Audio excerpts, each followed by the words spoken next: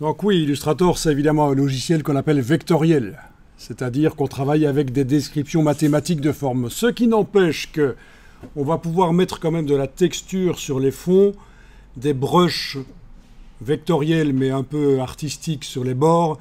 Donc on peut faire de l'Illustrator qui n'a pas cet aspect vectoriel qu'on a eu dans les illustrations vectorielles des années 90, 2000.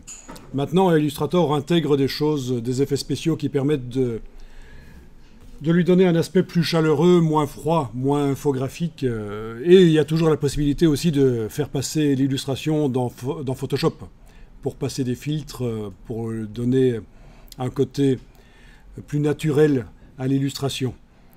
Faire passer dans Photoshop l'illustration, voire même sous différents calques qui seront modifiables différemment dans Photoshop.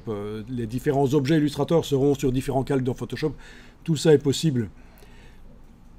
Donc oui, c'est du vectoriel.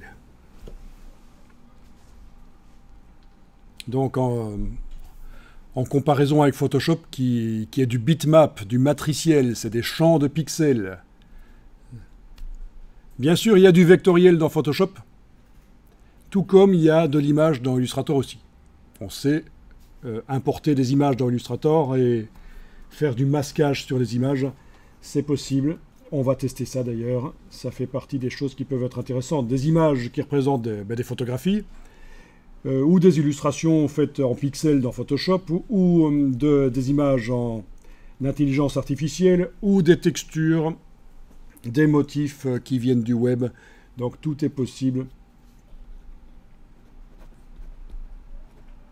On testera sur une texture, par exemple, pour voir un peu ce que ça donne.